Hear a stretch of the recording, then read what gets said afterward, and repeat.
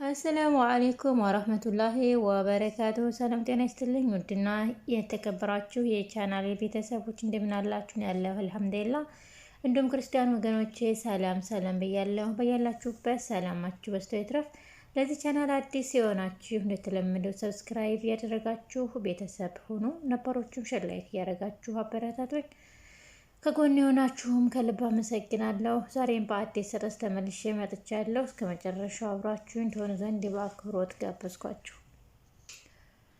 ዳግምና እናቱ ከአንድ ክላስ ሆነው እያወሩ በነበረበት ሰዓት ባልየው መጣ። በጣም ጨዋበት ዳግም ላይ። ዳግም በጣም አይናፋርና አንገቱን ድፍት አድርጎ እየተቅለሰለሰ በጣም ያሳዝን ነበረ። እናም አባትየው ጮኸበት። እኔ ምልህ እስኪ ንገረኝ፣ አባቴ ወንጀለኛ አይደለም እያልክ አልነበረም እንዴ? ምን እያወራህ ነው ግን አለው።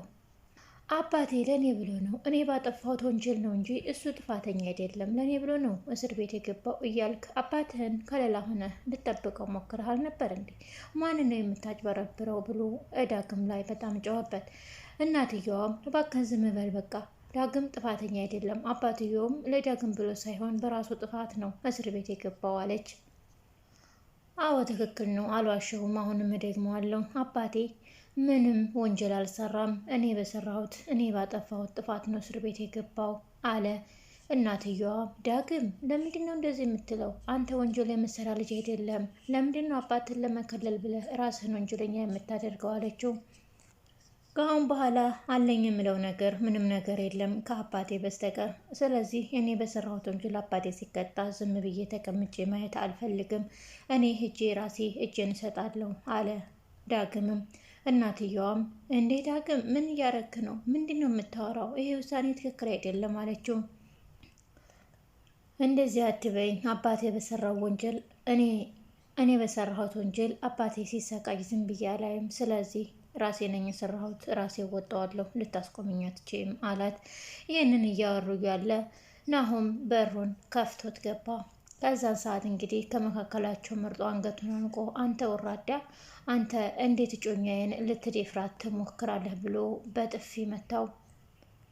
ናሆምም ዳግምን በጣም ቅጥቅጥ አድርጎ መታው። እናትና አባቱም እጁን ይዘው ናሆምን ከገላገሏቸው በኋላ እንዴ ምን ሆነህ ነው ናሆም? ጤና የለህም እንዴ? ልጁ ልትገለው ነው እንዴ? አለ። እናም እነሱ አሁንም በዛው በግድያ ወንጀል የጠረጠረው መስሏቸው አይደለም፣ እኔ በግድያ ወንጀል አይደለም፣ እጮኛዬን ሊያባልጋት ነበረ፣ ሊደፍራት ነበረ፣ እናም በልጇ ምላ ነግራኛለች አላቸው። አባትየውም ዳግም እውነት ነው? አንተ እጮኛውን ልትደፍር ነበር? እውነት ነው አለ። ዳግምም ምንም መልስ አልሰጠም። አንገቱን ደፍቶ ብቻ ወደ መሬት አቀረቀረ። ሴትዮዋም ዳግም በጭራሽ እንደዚህ አይነት ልጅ አይደለም፣ በጣም ጨዋ ልጅ ነው፣ እንደዚህ ሊያደርግ አይችልም። መጀመሪያ ያችን ውሸታም እጮኛህን ሄደህ በደንብ ብትረዳት የተሻለ ይሆናል አለችው። እኔ ምልህ ናሆም ቢያንስ ለትንሽ እንኳን ለእኔ ክብር አይኖርህም? አባትህ ክብር አይኖርህም አለችው። የምን ክብር ነው የምታወሪው እናቴ? አንቺ እኮ ነሽ ይህን ጋጠወጥ ልጅ ከየት እንዳመጣሽው አይታወቅም አምጥተሽ ቤተሰባችንን እያዋረድሽ ያለሽው። የምን ክብር ነው የምታወሪው? አለና እናቱ ላይ ጮባት። በነገሩ ከኔ ይልቅ እሷን ብታምን ለአንተ የተሻለ ይሆናል አይደል ብሎ ዳግም ሲያወራ አንተ ዝም በል ድጋሜ በእጄ እንዳትጠፋ ነግሬሃለሁኝ ብሎ አሁንም በድጋሜ ሊመታው ሲል አባትየው አስቆመው። ግን ከእሷ ይልቅ ያልከው ዳግም ማናት እሷ ብሎ አባትየው ጠየቀው። እኔ እኮ የተጣላችሁት በአባትህ ጉዳይ መስሎኝ ነበር፣ ሌላም ኬዝ አላችሁ እንዴ ብሎ የናሆም አባት ሲጠይቀው ዳግምን ናሆምም እንደ አባዬ እኔ በእሱ አባት ጉዳይ አይደለም የተጣላ ነው፣ ነገር ግን እጮኛዬን ሊደፍራት ነበረ አለ። የማይመስል ነገር ለጆሮ አትንገሩ አይደለም የሚባለው። ዳግም በጣም ምርጥና አስተዋይ ልጅ ነው፣ በጭራሽ እሷን አልነካትም። ነገር ግን የናሆም እጮኛ እነሱን ለማጣላት ብላና ቤተሰቡን ለመበጣበጥ ብላ የፈጠረችው ውሸት ነበረ። ናሆም ግን ይህንን መረዳት አቃተው። ቢነግሩትም አልሰማለ። ናሆም እውነትህን ነው የምታወራው ነገር ግን እያወቅከው ነው? ዳግም ያንተን እጮኛ ሊያባልግ ነበረ እያልክ ነው አለ። አባትየውም ምን ነው ንገራቸው ዳግም ምን ሆነህ ነው? ለምን አፍህን ይዘግሃል ብሎ ሲነግረው ዳግምም ከተደፋበት ቀና ብሎ በአይኑ ብቻ ተመልክቶ መልሶ አንገቱን ደፋ። እናትየዋም በጭራሽ ይሄንን አያደርግም ዳግም ጨዋ ልጅ ነው አለችና ናሆም ሲከራከራት በጥፊ መታችው። ዳግምም አንገቱን ተደፋበት ቀና ብሎ ጋሼ እመነኝ ልንገርህ ያቺ ሴት ጉዷን እንዳላወጣባት ብላ ብቻ የሆነውን ያልሆነውን ውሸት ለናሆም ቀበጣጥራ ነግራ እኔና እሱን ለማጣላት ነው የሞከረችው። እኔ ምንም ያደረኩት ነገር የለም፣ በእርግጥ ላታምኑኝ ትችላላችሁ በማለት የራሱን ህመም አስረዳ። መናገሩንማ ትችልበታለህ፣ ግን በጣም አስመሳይና ውሸታም ሰው እንደሆንክ ላስረግጥልህ እችላለሁ አለ ናሆምም። እናትየዋም በዳግም ንግግር ተገርማ ዳግም ምንድን ነው የምታወራው? ስለምን ጉድ ነው የምታወራው? ብላ ጠየቀችው። ከዚህ በላይ ማውራት ስለማልችል የቀረውን ራሱ ናሆም ይንገራችሁ ብሎ ካጠገባቸው ተነስቶ ወጣ። ኑሐሚን ለአባቷ ሄዳ ዳግምና ናሆም እኮ ተጣሉ ብላ አወራችሁ። እውነትሽን ነው? ዳግምና ናሆም ተጣሉ አላት።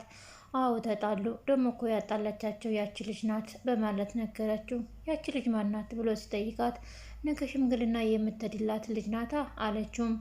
እናም ወንድማማቾቹን ልታጋድላቸው ነው አለች። አንቺ ልጅ ይህን ወንድማማች የሚለውን ቃል አትጠቀሚው ብዬሽ ነበር አይደል? አንቺ ግን በተደጋጋሚ ትጠቀሚዋለሽ አላት።